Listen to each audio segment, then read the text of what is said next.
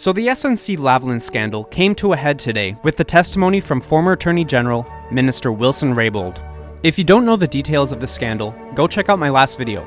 But let's watch one clip from the testimony which really summarizes the whole thing. September 17th, I have my one-on-one meeting with the Prime Minister that I requested a couple of weeks ago. When I walked in, the Clerk of the Privy Council was in attendance as well. While the meeting was not about the issue of SNC and DPAs, the Prime Minister raised the issue immediately. The Prime Minister asked me to help out, to find a solution here for SNC, citing that if there is no DPA, there would be many jobs lost and that SNC would move from Montreal. In response, I explained to him the law and what I have the ability to do and not do under the Director of Public Prosecutions Act around issuing directives or assuming conduct of prosecutions. I told him that I had done my due diligence and had made up my mind on SNC and that I was not going to interfere with the decision of the Director. In response, the Prime Minister reiterated his concerns. I then explained how this came about and that I had received a Section 13 note from the DPP earlier in September and that I had considered the matter very closely. I further stated that I was very clear on my role as the Attorney General and that I am not prepared to issue a directive in this case, that it would not be appropriate. The Prime Minister again cited the potential loss of jobs and SNC moving. Then, to my surprise, the clerk started to make the case for the need for a DPA. He said, quote, "There is a board meeting on Thursday, September the 20th, with stockholders," end quote.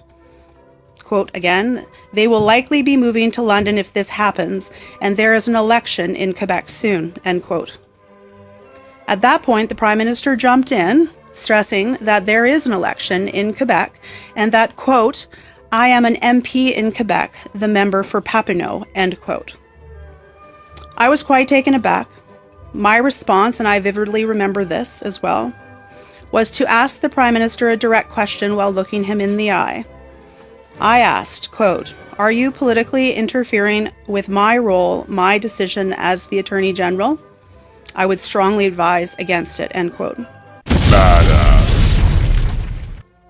The Prime Minister said, no, we just need to find a solution. If you don't think that was damning enough, she also went on to say the one thing we were all waiting to hear. For a period of approximately 4 months between September and December of 2018, I experienced a consistent and sustained effort by many people within the government to seek to politically interfere